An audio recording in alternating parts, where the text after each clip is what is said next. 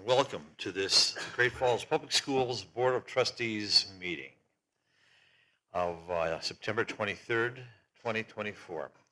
And I remind you that these meetings are recorded, both audio and visual, so just be aware that it's being recorded to be put up on our website at some point soon into the future. So thank you for that. And with that, Mrs. Hoyer, would you please administer the roll call? My pleasure. Gordon Johnson. Here. Kim Skornagoski. Excused. Bill Bronson. Excused. Mark Finicum. Here.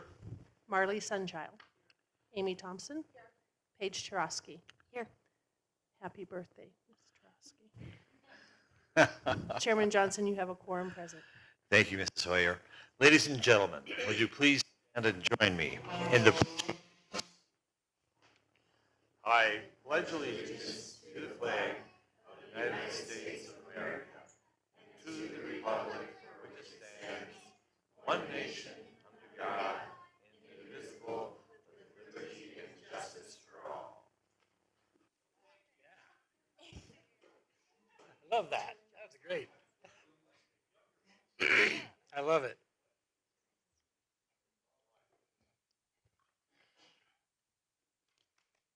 Mr. Chairman, I would move that we adopt the agenda as presented.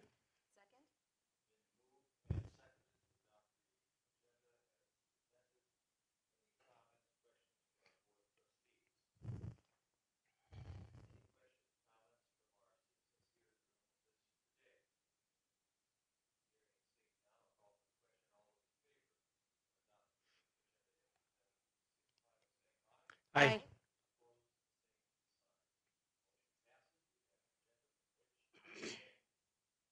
Mr. Chair, I move that we approve the consent agenda as presented. Second.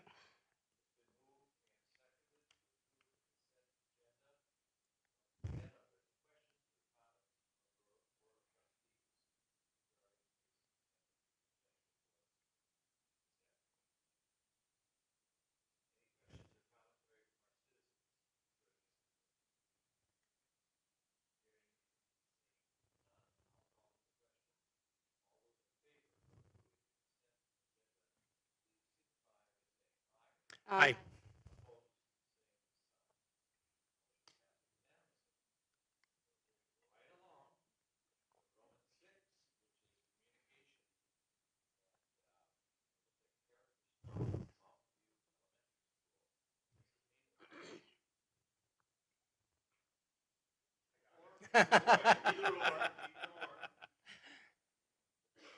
Chairman Johnson, Superintendent Hoyer, members of the board, let's go ahead and have Ms. Marzoff and her staff come up as they get ready to present Character Strong for the first month of school.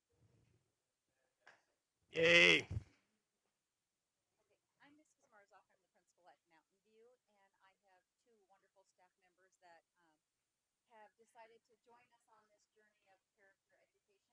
And so it looks a little different this year at Mountain View, and I'm going to have the two teachers introduce themselves because they've done a great job of coming up with some innovative ways to teach the kids just in their classroom in general, but also how does that look like for character education and how can we bring that into the building.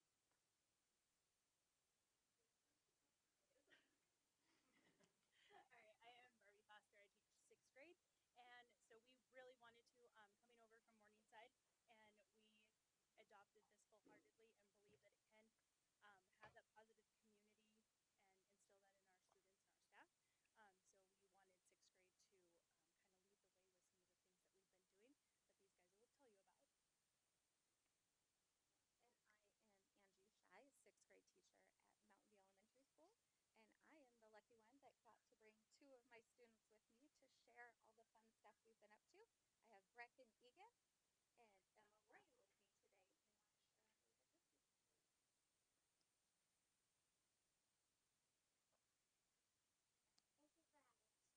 Emma Miller. And I'm Breck and Egan. We are both sixth graders from Mountain View Elementary. At our school, we implement character traits from our Character Strong. Each month we focus on one specific trait. Every day we have class meetings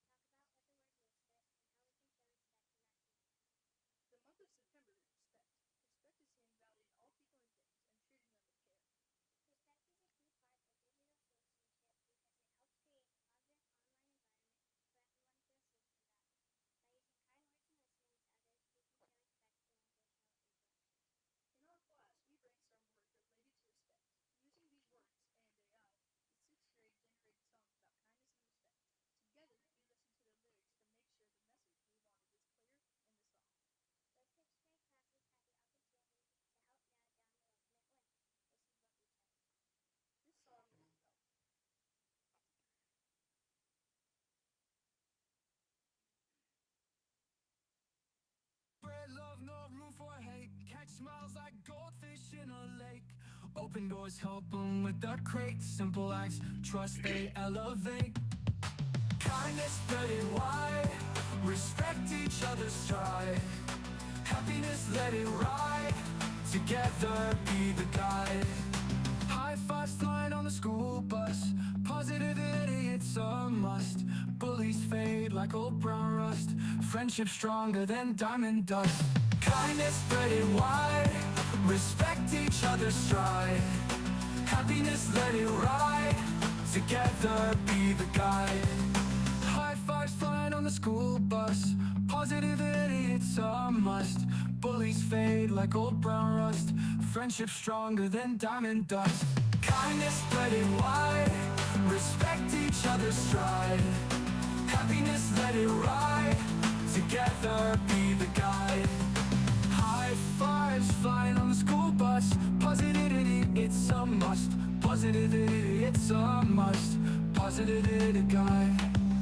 High fives flying on the school bus. Positivity, it's a must. Positivity, it's a must. Positivity guide. Smiles shine brighter than the sun. One good deed, two hearts become one. No need to brag, no need to run. Respect and kindness, forever fun. Cheer one, clap for each win. Be there through thick and thin. Kind words, powerful as kin. Formation of joy, it will begin.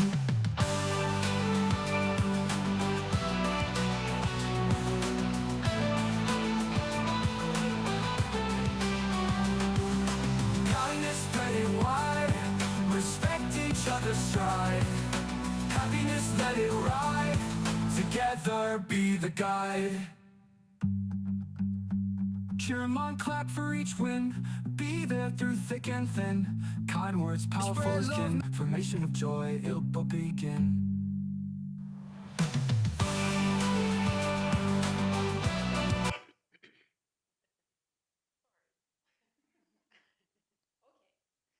This song is played at our assembly for the whole student body. Each month, 6th grade will collaborate to create a unique song for the monthly trait. Each month we have an assembly to celebrate what we learned about the character trait. We want it to be fun, so we chose a game for students, staff, and guest speakers to participate in. Not only is it fun, but we also highlighted our school character trait of the month, so it can be practiced. This month we had a paper plate throwdown. SRO Staddle modeled respect through his good sportsmanship, and let's just mention, he holds the title for Paper Plate Challenge. This has now become a tradition at our first assembly of our year. Guest speakers are a huge part of our assembly.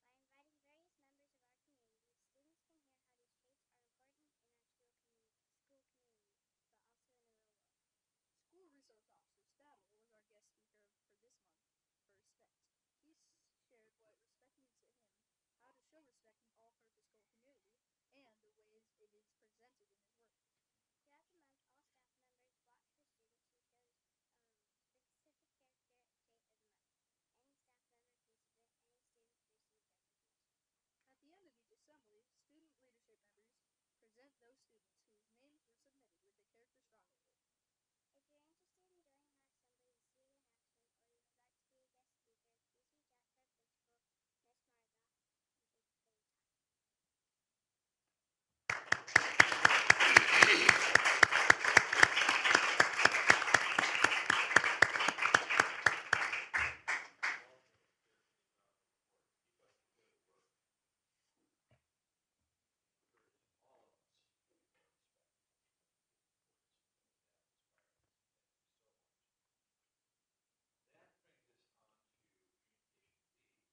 thank you for your time. Well, thank you, Chairman Johnson, members of the board. I do not have a song to share, but I do want to thank them both. That I would need that. That was amazing, you guys. Thank you so much. Thank you so much. So, a huge congratulations to Chief Joseph Elementary today.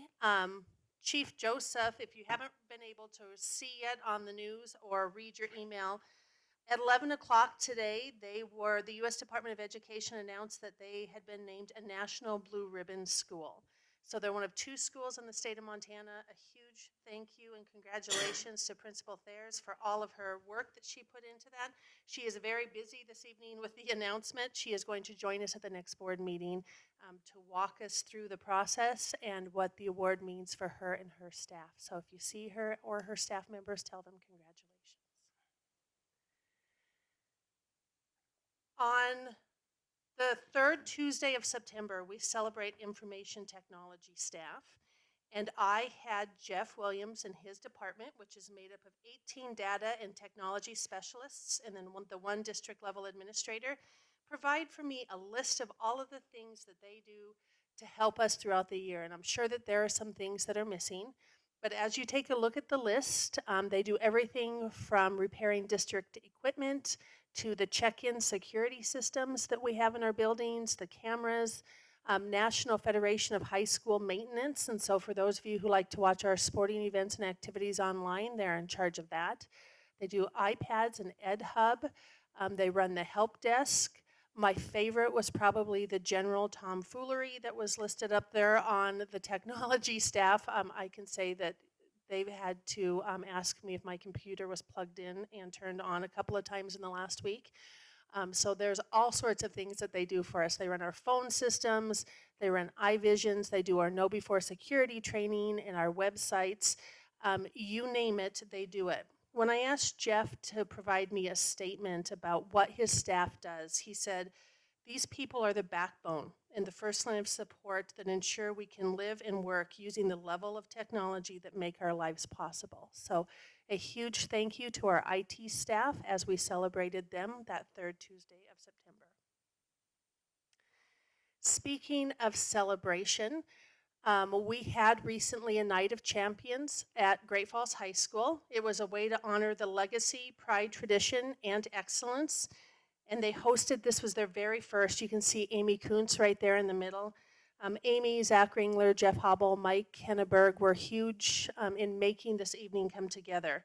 So what it consisted of was players and coaching alumni representing 12 of the 18 state championships gathering. They took a tour of the school, they reminisced, they were hosted to dinner at Snitz and Howard's. They addressed the 2024 team, they reminisced some more.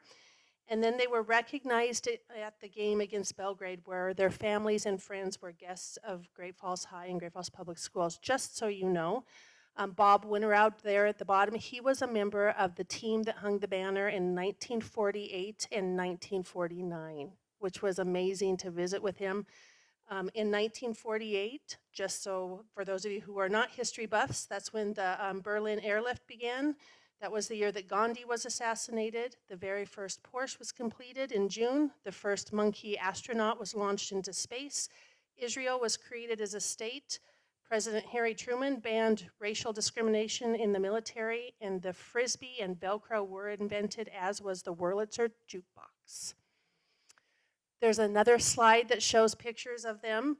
So we didn't have representatives, of course, of the teams from 1905, 1906, 1911, and 1925. However, Mr. Winterout's dad played on the team that hung the banner in 1925, 1936, and 1954. But we did have representatives of teams of 1948 and 49 and 56. Those were under Coach R.W. Swarthout. 1962 and 65 was legendary coach Gene Carlson, who then left to go to the military for a year. So MSU coach Sonny Holland, he later became famous at MSU, took over in 1966. And he had 1966, and then Carlson came back from the military for 69, 71, and 73. Then he went to University of Montana. Coach Mick Delaney, 1974, and he is there in the upper left-hand corner with Coach Dale Poley. And for those of you who know Dale, you know he has stories to tell all the time. I can only imagine the story that he was telling Mick in that picture. Just as a piece of nugget of information, remember that CMR opened in 1965, and they have 13 titles to their name, which means in the last 119 years of Montana football, Great Falls teams have brought home over a quarter of the trophies available for state championships. And I think that speaks a lot about the history of football in the Electric City. Our next slide is we're going from a Night of Champions to Heart of a Champion. This is CMR senior Cody Hone, and he is a multi-talented young man. He is an athlete. He is the football for the football center for the wrestlers. He throws shot put during track. He is a high achieving academic student. He has a 3.9 GPA, and he is also dedicated to our community. This was his Eagle Scout project, where he organized the painting of the underside of Memorial Stadium. So if you haven't been there for one of those football games, please do and take a look at the underside. It's really refreshed. It was 2,400 square feet. It was last painted in 1997. It took 30 volunteers, 21 gallons of paint, and about 210 collective hours to refresh this part of our school district. So a huge thank you to Cody. We have a very, very generous community. And it's the contributions of these community partners that really help foster positive and encouraging environments for our teachers and their families. And they remind us of community values and dedication and hard work. So we wanted to give a shout out to Zach Mendenhall once again and Admiral Beverage Corporation and Pepsi for a generous donation. They came together again and they are sponsoring a meal out for one family from each of our schools at a local eating establishment.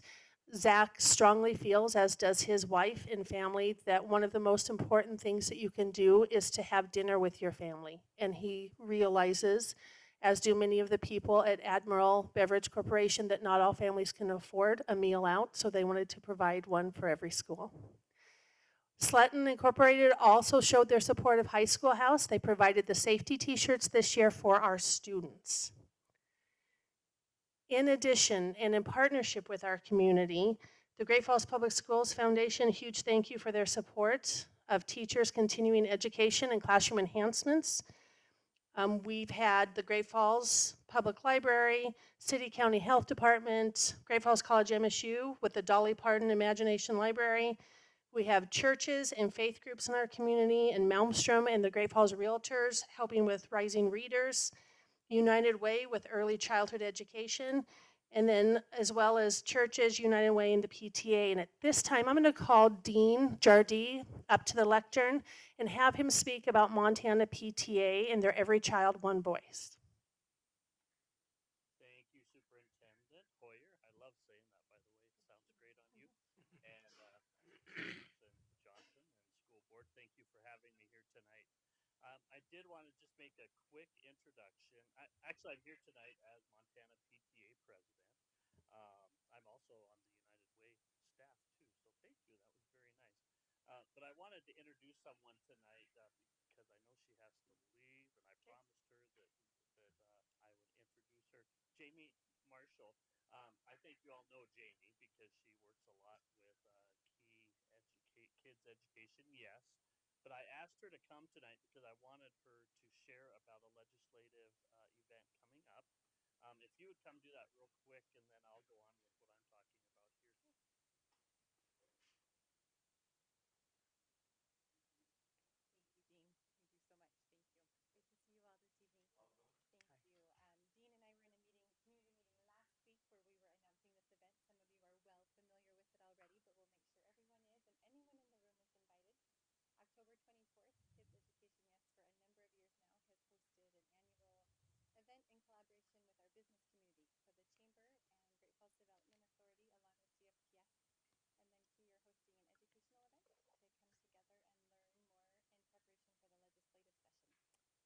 our schools. And that is one way that our local community is doing that. So I have lots of handouts and electronically. We'll make sure it's shared as well, but that's open to the whole community October 24th from 11:30 to 1. We'll have some guest speakers and be able to talk more about how we can support in our ever ongoing advocacy efforts. So thank you. And Jamie, if you just stay around for a minute, I kind of coached you here for something else too. I think some special people coming in here that you probably know. as Montana PTA president, I have the honor of awarding a very prestigious award. Jamie has been nominating and is receiving the Montana PTA Volunteer of the Year for Montana. And I just wanted to share, let's give her a round of applause.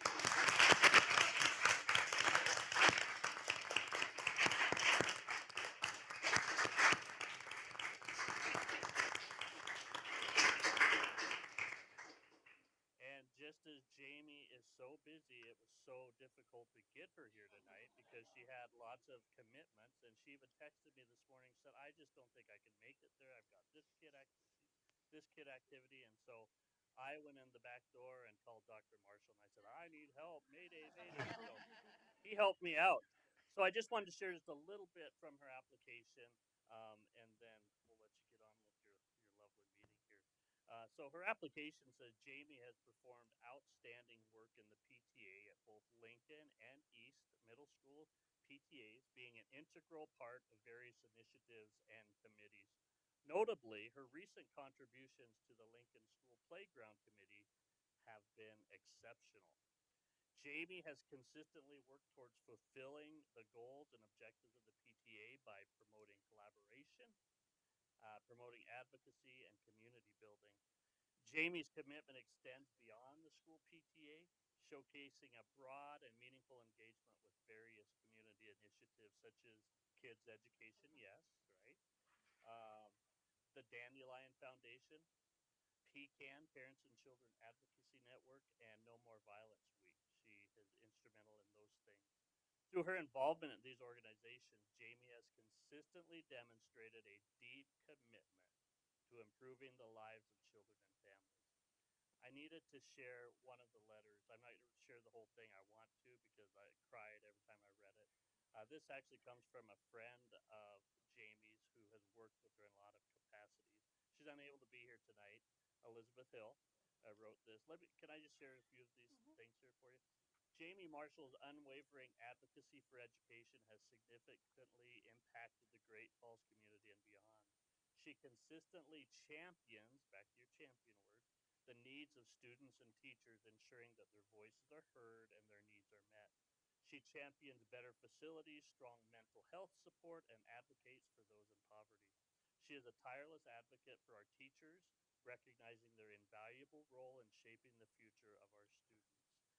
Jamie's dedication. Oh, you know what? This is Ms. Hoyer's words. These aren't Elizabeth's words. I'm sorry, Mrs. That's Hoyer. just fine. But these are wonderful. Yes, that's where the champion word came in from. Her ability to bring people together and build a sense of community within our school is truly remarkable. So she had also written a letter, but I wanted to also share what Elizabeth said because I love the first line of this. It says, the first thing you should know is that Jamie would not want this award. Not because she is undeserving, but because she prefers being the background, serving the cookies, balancing the budget, greeting families and kids, and supporting everyone else in their task. This is where Jamie Marshall wants to be. And I could go on, but the ending says, she is one who can be counted on to do the right thing at the right time. And then she quietly slips away to carpool her kids to the next activity. She will deny that she is the best of the best, but to all who are blessed to call her a friend, a board member, a boss, or a fellow passer outer of snacks at a school event, she truly is. I can't imagine Great Falls without this fabulous and great human, Jamie Marshall.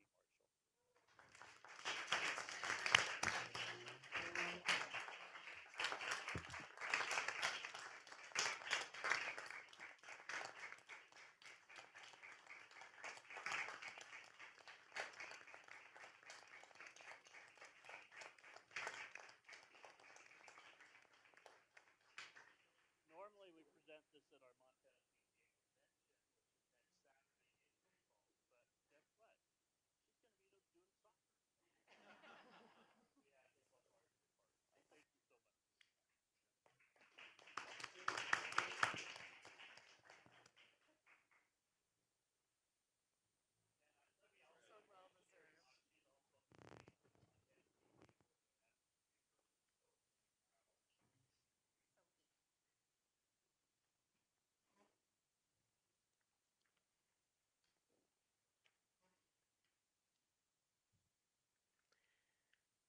Jamie, on behalf of Great Falls Public Schools, thank you so much. It's two words that don't seem like enough, but thank you for all you do for so many in our district. You are so appreciated.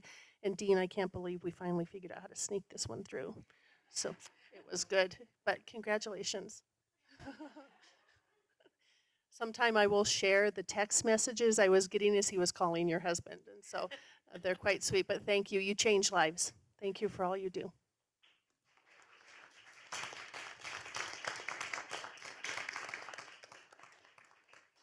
And we know you have to sneak away to another event. So if you need to sneak, you can go ahead and go. So our next slide is some data that I wanted to share with you guys. Because we often talk about how important comprehensive educational programs are. So I had AD Mike Henneberg and the principals get some information together for me to show you the number of students who are involved in activities in the fall. So if you just take a focus up at the very top, those are the students who are involved in the fall at CMR, Great Falls High, East and North, keeping in mind that Paris students who participate or are incorporated into their home high school.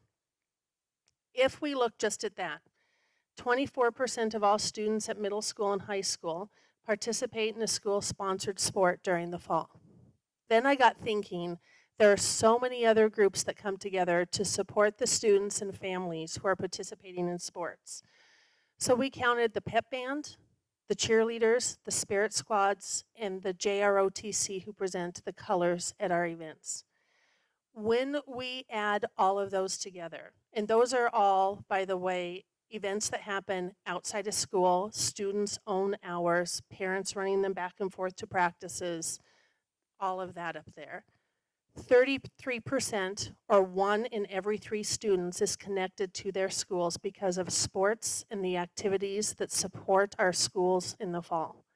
That's an incredible number of students that have a connection outside of academics to our buildings. And so a thank you to all those coaches and the administrators and the parents who run kids back and forth and the students who give of their time to support Great Falls Public Schools.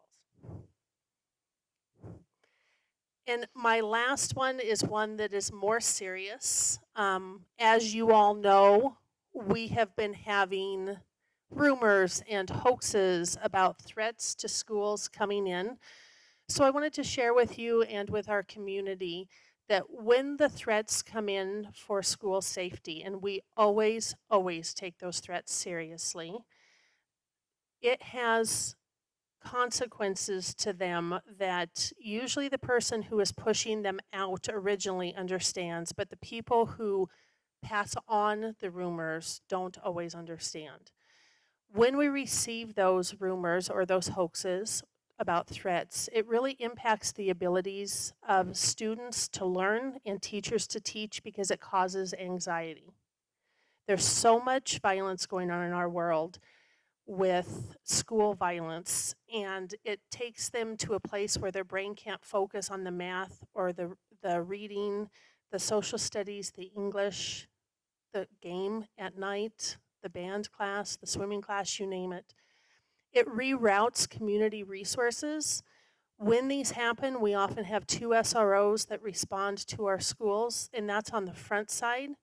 On the back side, we also have things like the media specialist for the police department who is involved, and notification happening all throughout the police department as we hurry and rush and try to get to the bottom of where this came from.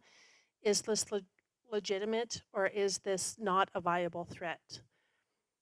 They're very difficult to manage because the speed of social media outpaces even our ability to write and proofread our press releases for these. And so that's something that's difficult for our community to understand, that we're not able to communicate at the speed of which social media and that wildfire is kind of spreading throughout the community. But we do our very, very best. All that being said, if you see something, say something, or if you hear something, say something. We want to take every single report seriously until we prove that they're not viable, and we communicate with the families and the students that are at the school that is impacted. Sometimes we just can't communicate with the greater community. as quickly as we're responding to the parents. Our parents of those school children are our number one concern when we're communicating. But we will continue to take it seriously. We continue to keep our families informed. And a huge thank you to Jackie and Lance and the principals and the Great Falls Police Department who manage these anymore on almost a weekly basis. They're doing an amazing job with something that's very, very difficult. So thank you guys. And with that, that is my superintendent's report this evening. Thank you.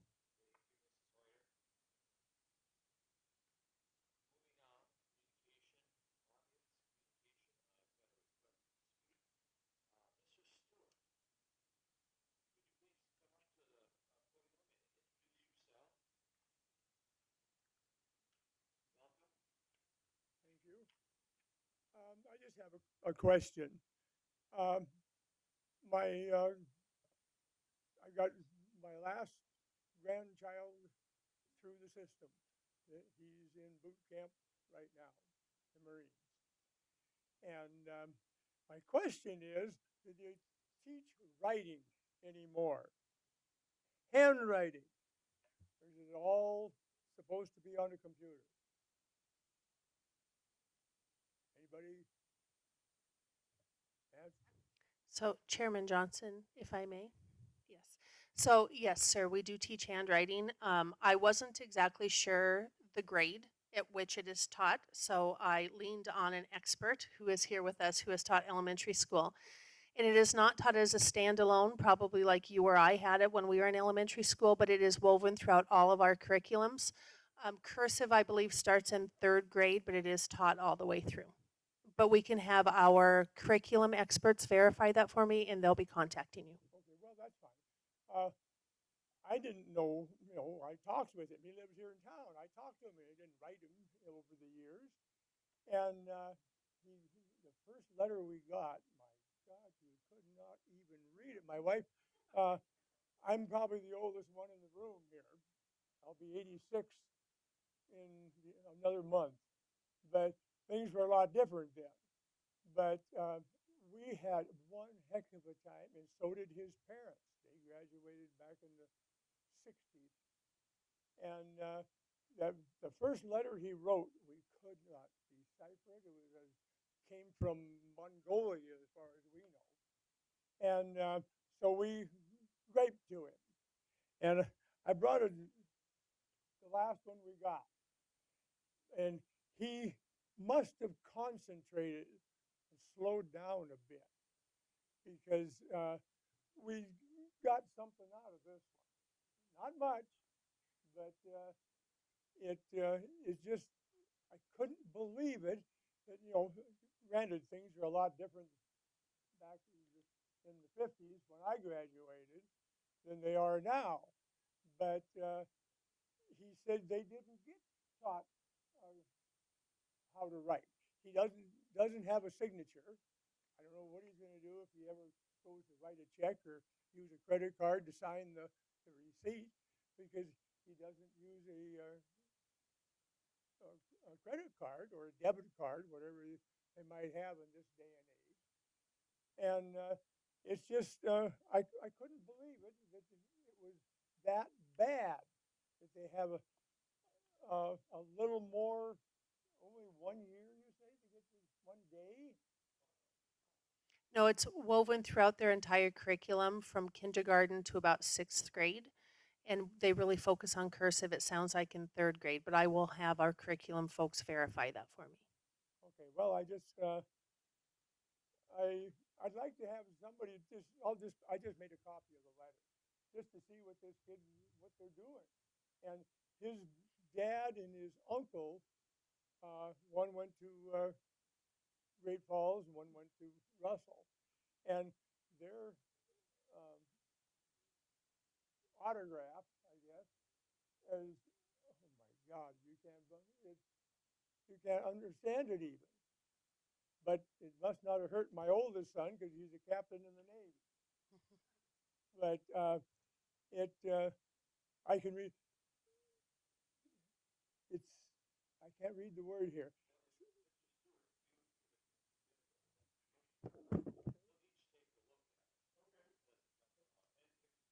You can have it. I made a copy of it. But like as I say, it's just holy cow! I couldn't believe it.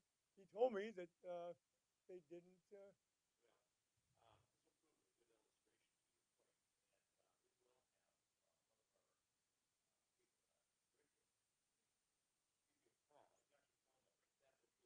Oh yeah, that's fine.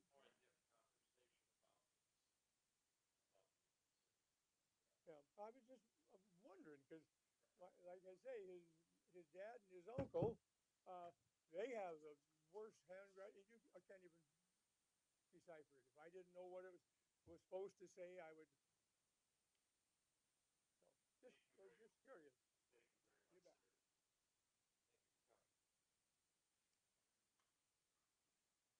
Okay, that brings us now to action items. Action item A, financial report and check register for August 2024. And Mrs. Hoyer is going to share this with us in Mr. Chapman's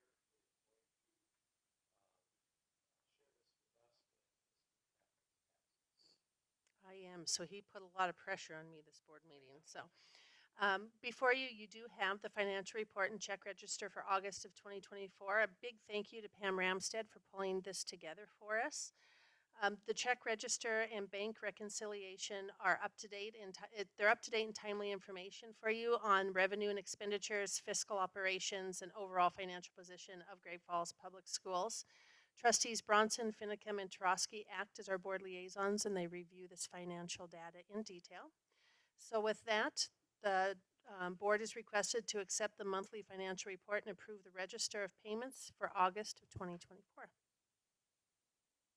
Mr. Chair, I move that we accept the monthly financial report and approve the register of payments for August 2024.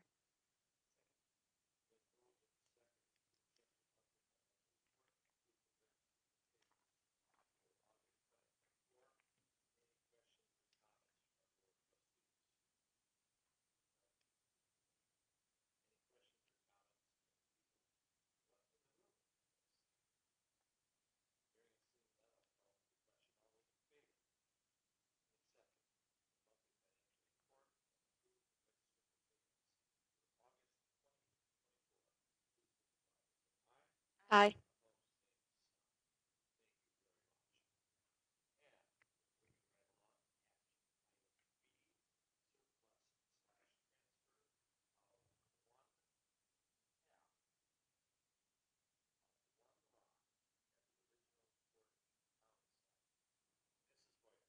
Chairman Johnson and trustees, this one is actually a really cool one. So a couple of weeks ago, Brian and Mr. Decons and myself took a field trip out to the town of Portage. So in 1915, half of a lot, which is about 18 feet by 120, and did you say it was a rod or a half rod? It was a rod, thank you. Of the Portage town site was donated to School District 72 for educational purposes. Fast forward to 1977, School District 72 was abandoned and annexed into School District 1, which is Great Falls Public Schools. This property came with that annexation and included a revisionary clause in the deed to which it would revert back to the original owners or heirs of the land if the land ceased to be used for school purposes. So in our field trip, when we went out, if you take a look on page, let's see, go to the next one down, Sherry. Let's see, past the cadastro, keep going.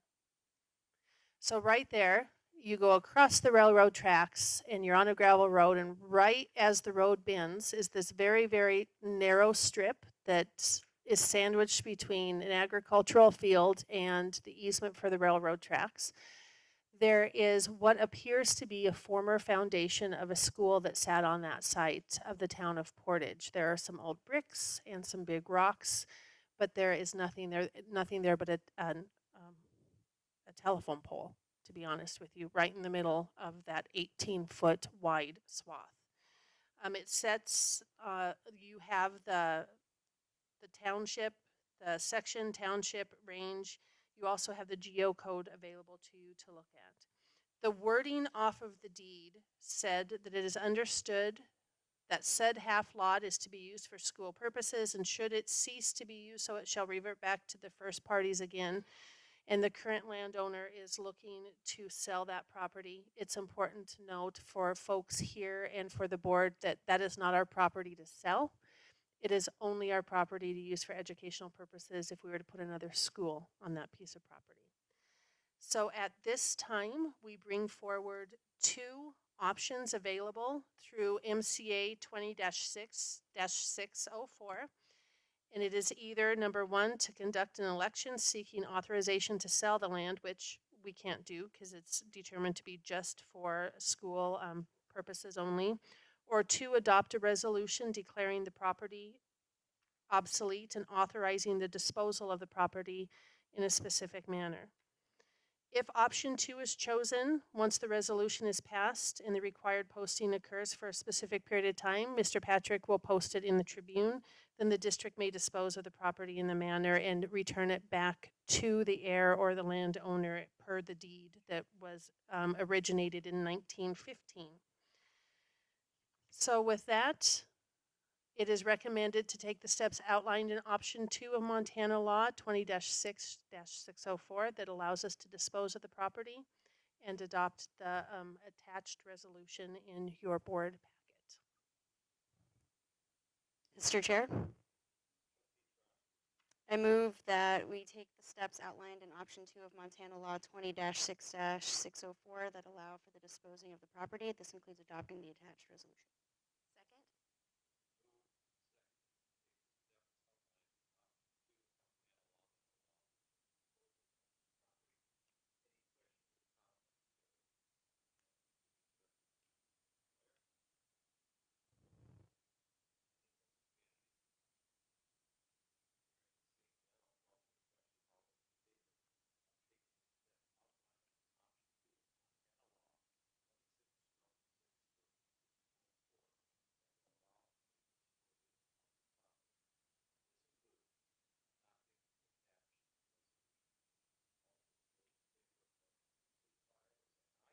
Aye. Thank you. It was pretty cool. Looking at this, the gentleman who was the notary was A.H. Gray. So I wonder if that's any relation to former Chairman Gray for us, but that was back in 1915. So yeah, it's pretty cool.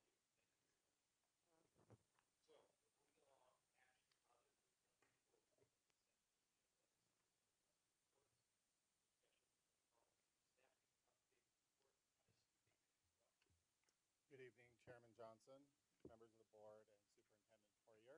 I'm here, I'd like to say it'll be as interesting as handwriting or property transfers and so forth, but as you know, when HR comes, we're usually talking about numbers, and tonight I get to talk to you about our current staffing and what happened over the 23-24 school year and where we're sitting as we're moving into the month of October, not too far off, well started into the 24-25.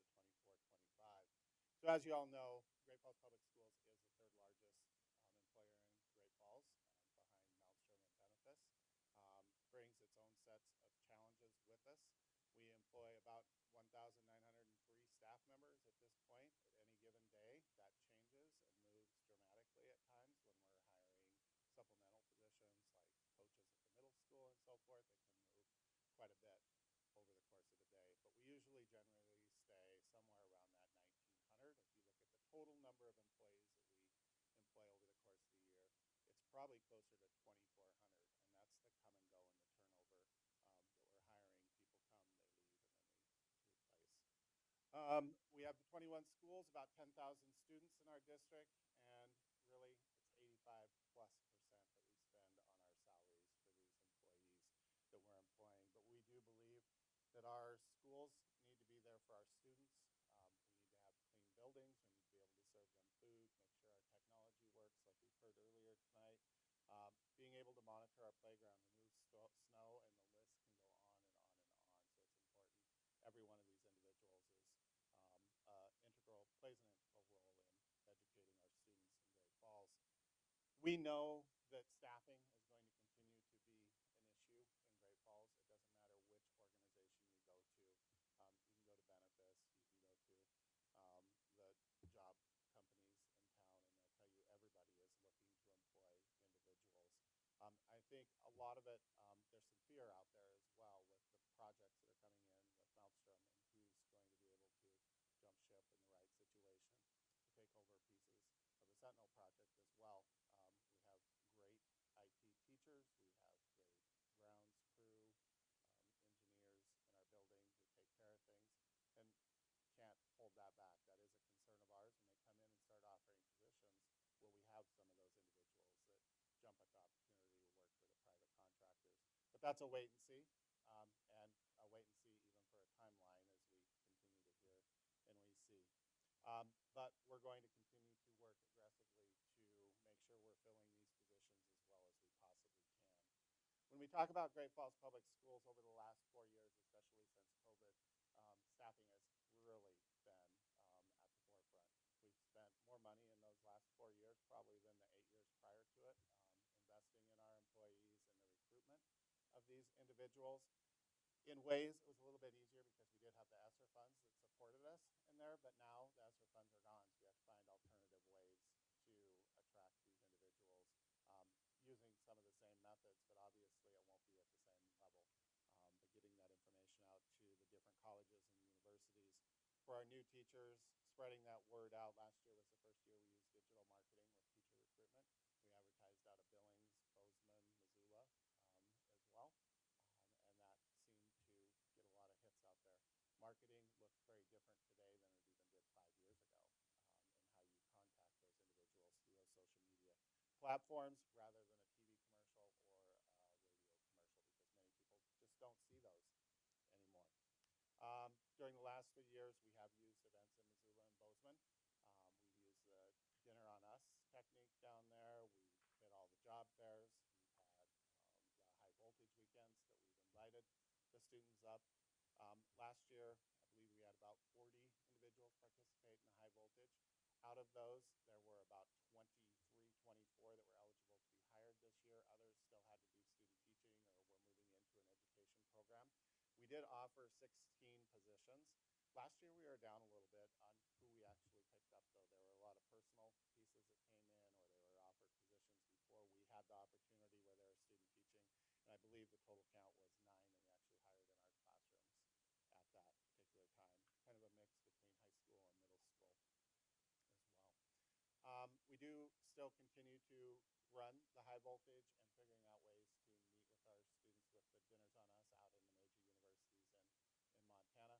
One thing that we found is anytime we're doing something like a Dinner on Us, it's very difficult for the college students to participate in that because many of them are working a job in addition to going to school to get their degree. So we'd have very few numbers there. So last year, the piece that we started, there were a couple opportunities where we had individuals either in Bozeman, Missoula, Billings, where they just took donuts into the classrooms of education students, and we actually had more face-to-face time in those types of situations than we would if we were intentionally inviting them out for some other type of event, and they were engaged at that level. The other piece that works against us there is there's a lot of those students who do go to school remotely, so they really don't have face time with their teachers either. So when they're there, you don't have the face time.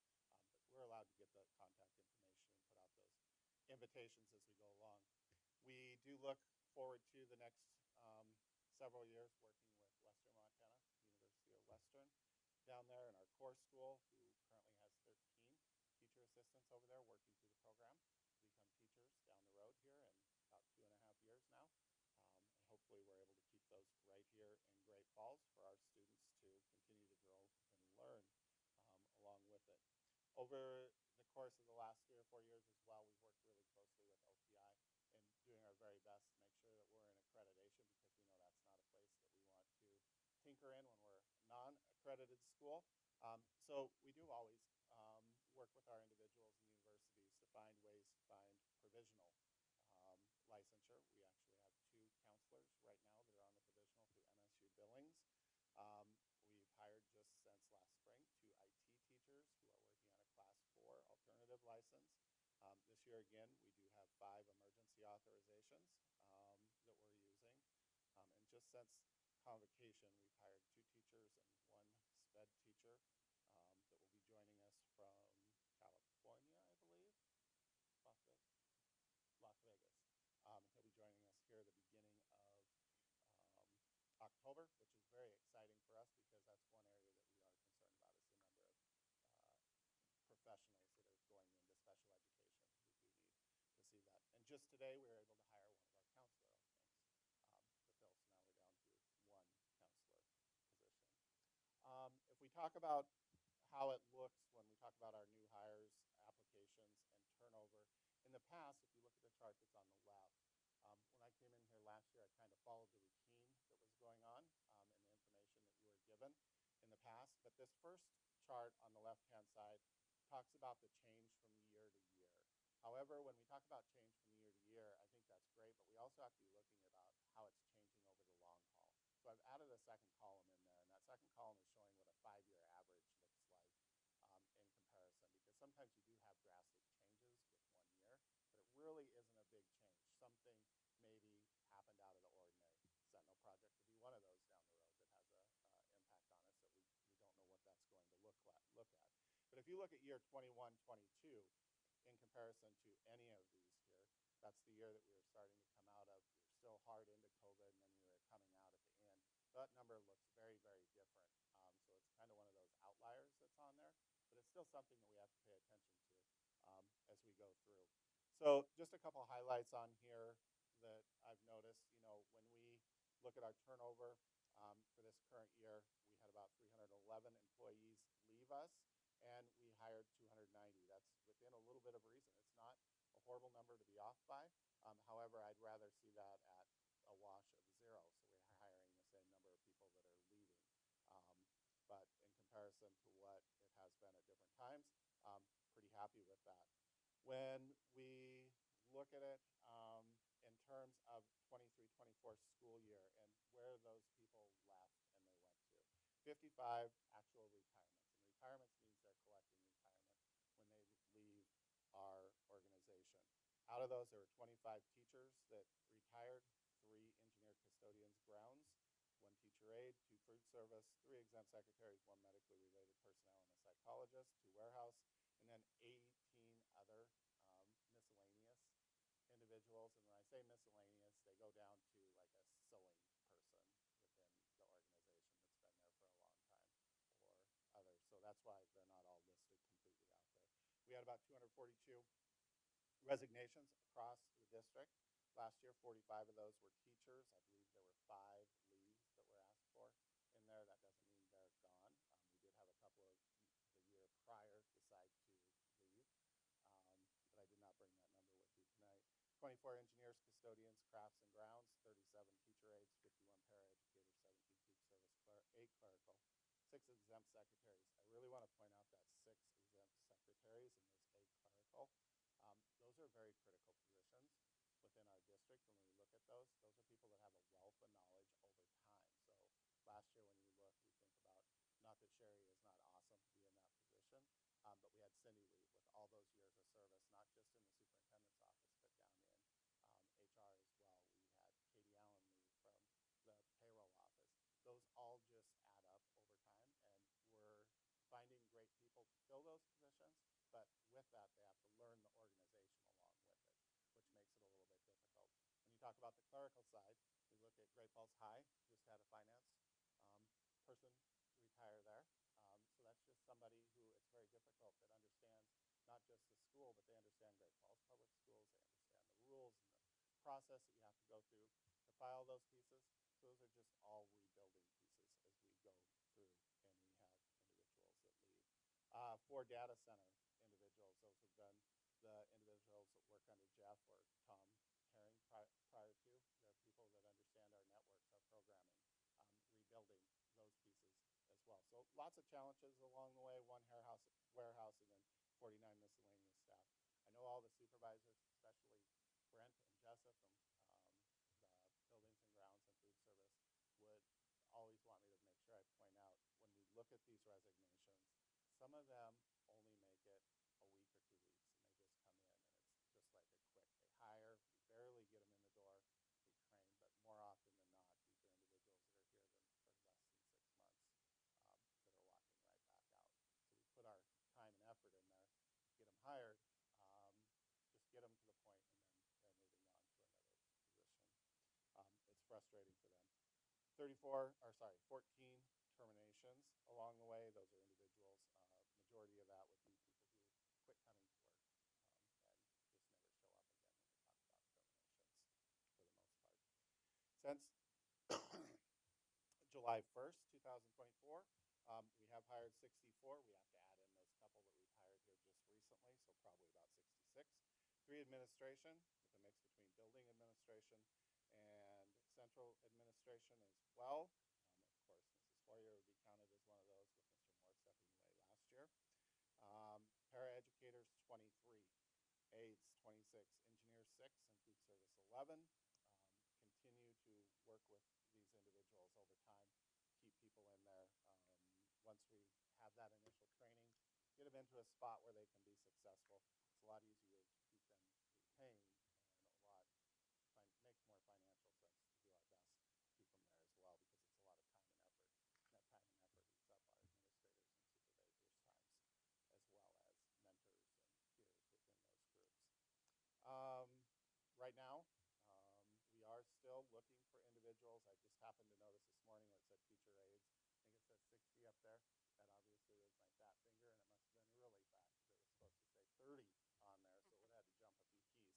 But still looking for those teacher aides. Many of those teacher aides are overload aides, as we have 2 elementary principals in here that probably are looking for a couple themselves possibly. It's the time of the year once we get started and we see our numbers that we need to fill there.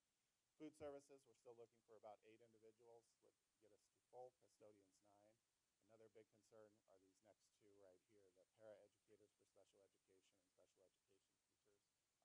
Very limited, like I said, coming out of college with the special education degree. Many of ours that we are hiring are on provisional licensure or an alternative route to get licensed.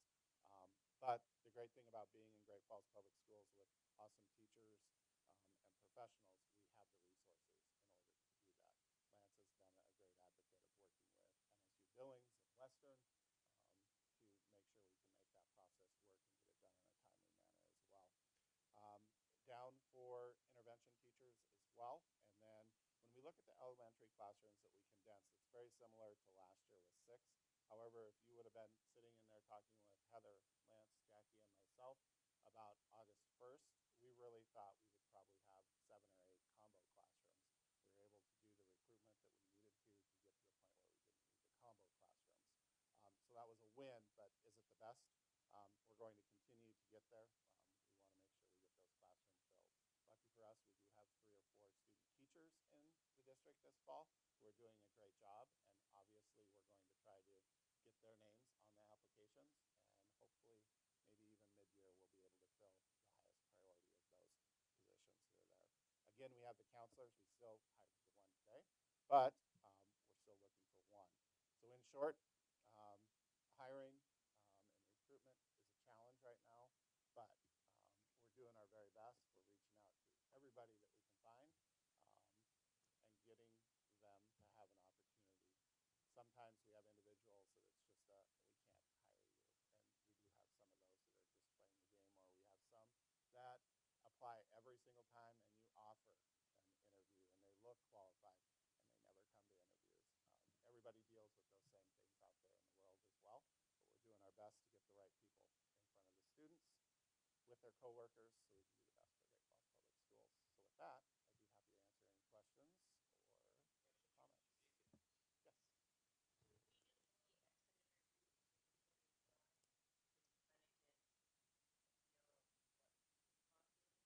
So we do the yeah, and when you look at those resignations and you talk to them, there are probably 2 major pieces that go in. They're either getting into possible marriage or having a change in their life of some sort where they're moving to be with the other spouse or moving back to be with family. And the other side is they're moving into the private sector, working either for themselves or a lot of times it happens to be with family where they're offered another position too. But those are the 2 big pieces. 100%. We also have individuals that come back to us after they do those things, especially when they go to the private sector, and they say, well, I didn't realize that, and that's where we see our individuals that are coming back off leaves from 1 or 2 years, or some that have been out 5, hard piece, people that work in the private world, and you see your Social Security or self-tax, and you got to pay the whole thing where the district's kicking in, and the retirement side of the system where there's money going in, and they come back and they say, did you know nobody puts anything into only teachers of PERS unless your organization. They might match, but you have to put something in to get the match. So it's just a different piece. Even for myself, I think it would be a challenge to understand the private sector, being in education for 26 years now, to see what it would look like and how it would be different at times. You've given us these before. Oh, so what do the openings that we have for this fall? What did they look like last year?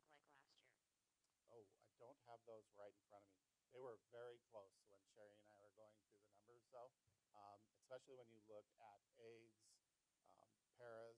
Every year, this is the big time that we're hiring. They're probably within about 5 when you go through, but I can definitely give the information to Heather, and they can get it sent out to you so you can see what that number looks like from last year as well. They're very similar, though. Similar. Very similar. I think I can speak for both. Thank you, Neil and your team, for all of this. I cannot imagine how many jobs we can staff in the span of 12 months. Thank you very much.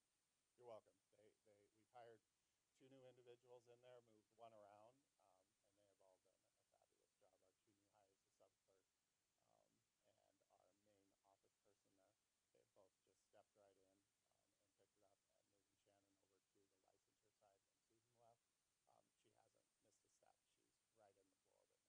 She probably would tell me she's struggling, but when you watch her, she makes it look very, very easy.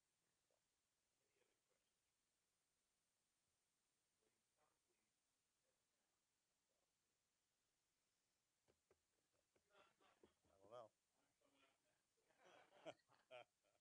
No, it's never dull. There's always something going on. Thank you. Yeah. We'll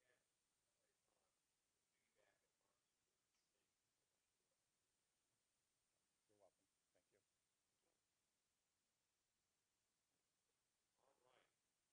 right. And this is report from Section B, Lincoln Elementary School and Cafeteria update. Playground updates. Yeah. So Superintendent Hoyer, Chairman Johnson, members of the board, we have 2 amazing principals with us back there. Gentlemen, come on up. Bring your PTAs with you. We're going to give you an update of what their summer was, which was getting playgrounds completely renovated and ready for the kids by the first day of school. So we're going to start with Lincoln Elementary, have them walk through the process, talk to you about all the detail, and then we'll go to Sacagawea. Steve, go for it. All right, so the moral of the story is never doubt the power, the stick-to-itiveness of your PTA and your parents when they're motivated. When I first took on Lincoln, I don't know, a year ago, I was associate principal at East, and I went to a PTA meeting, and St. Nelson's over here in the corner, and they told me, we're going to raise money for your playground. We're going to get a new playground. And they had about $35,000 or something like that that they had stashed away over, I don't know, a few years. And I thought, great, but I'll be lying if I told you I was a little nervous about it. You know, I thought, okay, fine, but I had a lot of other things on my mind. And literally, within about a 4-month span, they'd raised $250,000 for the playground. And so I'm up here taking credit, and I deserve none of it. It all goes to the PTA and the work that they did. Sage is our co-president, and we've got Francine Palmer is our other co-president. Jamie Marshall was a key player in this, and the years and years that she put into our PTA, and I'm biased, but I think we have the best PTA in the city. And you can kind of see some of the pictures they put in, some swing sets, everything in red. It's kind of hard to see, but everything in red is brand new. And all the chips that were placed in there, you know, we were running a little bit behind schedule with the install, and so they did kind of an all call to all of our parents, and they came and they raked out wood chips, and they got the thing up and running literally days before school starts. And there's not a day that goes by that you drive by and there's not kids out there playing. And so not only is it great for our school, it's great for our community, our neighborhoods. And we've even got a resident herd of deer that have decided that they like the playground and they're hanging out there, which brings problems in itself. But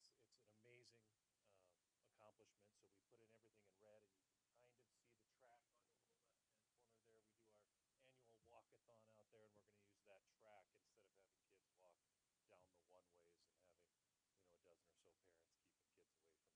from the one-way. And so, and the play, yeah, also there's a soccer field. They bought a couple of soccer posts that we've got there. And one picture I didn't take is they installed a new Gaga pit, which I still don't know how to play, but there's a Gaga ball pit out there that the kids play. And yeah, it's just been an amazing accomplishment by our PTA. And like I said, in a 4-month span, I think they raised about 53,000 from private donors, about the same from businesses, and then we had an anonymous match that came in and donated just under $100,000 to our program. And so, yeah, an amazing feat, and all the credit goes to our PTA. And like I said, I'm up here taking credit for it, but I don't deserve any of it. So, yeah, that's Lincoln Street.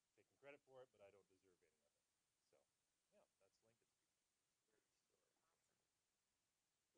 Well, my name is Ty Moore. I'm principal of Sacagawea. I want to echo everything he just said because the PTA, without our PTAs, I don't know what we would even do. Sage, we started when I was at Lincoln talking about this. We're gonna this whole, it's an ordeal. I don't like 4 months is not even. Playground structures are phenomenal. Our PTA took over.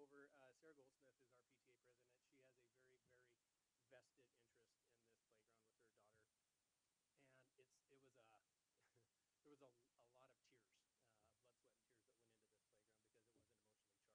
it wasn't emotionally charged. This little 4th grade girl now has access to a playground where she can roll on there with her friends, and we have seen some really cool things. The purple stuff that you see on the is a rubberized all-weather surface, and we found out this last week with the amount of rain that we had, it doesn't even pool up, but it does make very good splashes. So it added another factor of play to the kids. And the slides were all great. And you can see the ramp right there in the middle of it that Izzy can go right up on there and she can participate and play for the first time in her 5 years in elementary school with her friends on some of that equipment as well. We had a year-long fundraising that that started with Ray Smith before me, and we also had a private anonymous donor that generously wrote a check for $150,000 that put a really big dent in it. And then our kids alone raised about $122,000 just in fundraising efforts going out, and that the bulk of that money is it's $125,000 just in that poured rubber surface. So the bulk of that money is in that prep and the groundwork for that, and then the rest of it went to the playground structure and the wood chips that go around there as well. So again, the PTA, ours is the best in the town, but it's yeah. So it's a great PTA and a great organization to be a part of as well. But the kids are thoroughly enjoying it. So that's all of the credit to them and none to us, because Steve and I we get to stand there and watch and play with the kids too. So thank you. Thank you so much. I'd love to. Oh, what a fun meeting. Gosh, all of the good things that happen in our world is just phenomenal. And how about with all of the playground updates?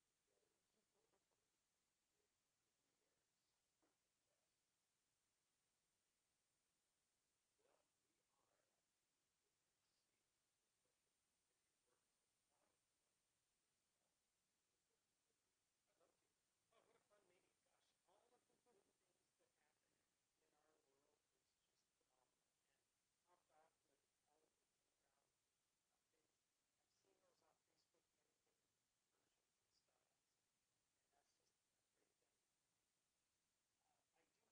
different versions and styles, and that's just a great thing. I do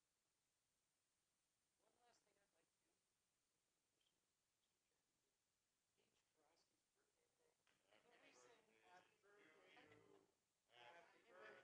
permission, Mr. Chairman, is Paige Tarosky's birthday today. Can we sing happy birthday to you?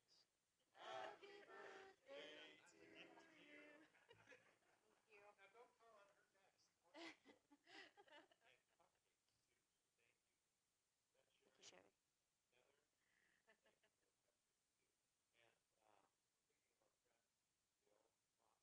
And we're thinking of our friend Bill Lawson, whose birthday is this week as well. I think Becky was on this part. Okay. Wonderful.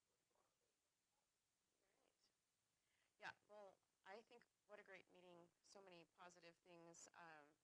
Congrats to Chief Joe. That's really phenomenal news.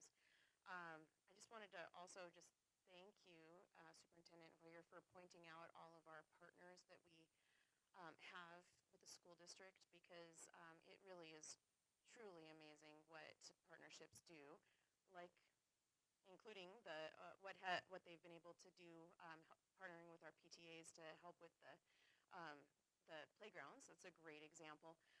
And I got a chance to meet Izzy this spring because she also goes to Eagle Mount, and I was in Leadership Great Falls. So Sarah and Izzy were a huge part of helping us to raise money for Eagle Mount as well. And I knew that they were working on this, and I'm so excited to hear that she is excited to be able to play with her friends finally. So that's really awesome. I also wanted to thank you, Superintendent Hoyer, for pointing out the slide about the activities and how many 33% of our students are connected to sports in the fall, because I was at a listening session practice last week with a lot of the members of the executive team and principals across the district, and we kept hearing over and over again how important it is for our students to have those extra things that bring them to school and keep them in school. So having some data behind that, I think, is always really important to point out. So thank you.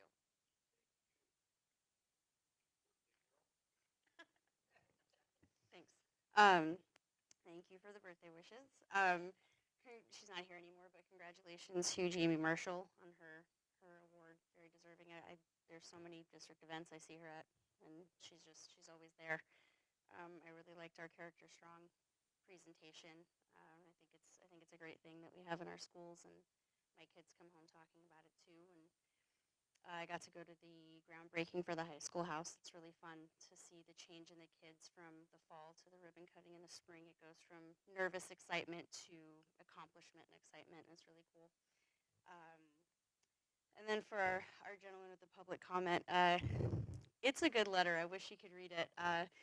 The PS says that he christened his rifle Lucille after the Kenny Rogers song. So that's a fun little bit that I wish that Grandpa could read. But yeah, it was a good meeting. Thank you.